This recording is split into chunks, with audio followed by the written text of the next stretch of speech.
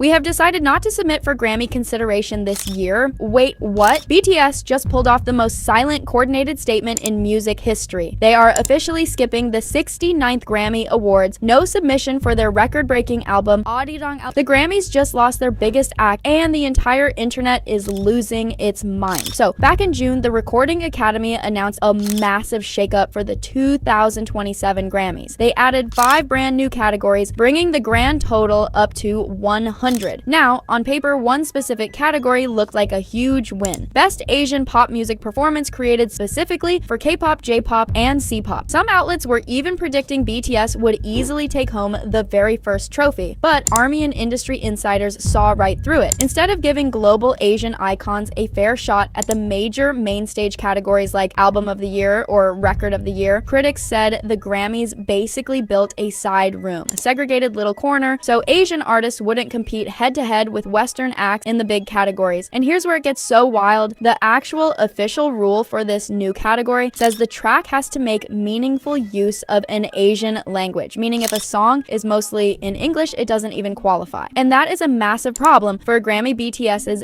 biggest hit of the year, Swim, the one that stayed on top of the Billboard Hot 100 for weeks, is in English. So their absolute biggest smash hit wouldn't have even qualified for the Asian pop category. The irony here is insane because BTS's very first Grammy nomination back in 2021 was for Dynamite, a fully English song. So English got them in the door back then, but now a language rule would have locked their 2026 hit out completely. Make it make sense. So after weeks, BTS dropped a statement straight to their Instagram stories saying, "We have decided not to submit to the Grammys this year. I hope that music can be heard and loved for what it is rather than being divided by region or language. Thank you to ARMY and everyone who is always with us." And well, HYBE came out right after to clarify that this isn't a company-wide boycott. Other artists under the label can still submit if they want to, which proves this wasn't some suit and tie corporate decision. This came directly from the 7 members themselves. And the internet blew up immediately. Fans are calling this one of the bravest moves in modern pop history, and people are straight up calling out the Recording Academy for casual racism. The movement is massive across the whole world, where fans and local entertainment channels are completely uniting behind BTS. Fans are pointing out that artists across Southeast Asia are constantly forced to cater to Western standards, only to get boxed into subcategories when they finally break through globally. One wrote, "Just a reminder that what the Grammys are doing affects many artists." They also added another Latin category after Bad Bunny won AOTY and was nominated for SOTY and ROTY. Gag, I wish Latin artists would do the same. The Grammys created those Latin and Asian categories because they're racist and xenophobic. Good. Another wrote, "To anyone missing the point, this is them refusing to bow down to an institution that would rather create racially segregated categories than letting POC artists compete equally for the main awards." Now, you might be asking, why does this matter so much right now? Well, BTS just sold out 720,000 tickets in Paris alone on the ARIRANG World Tour,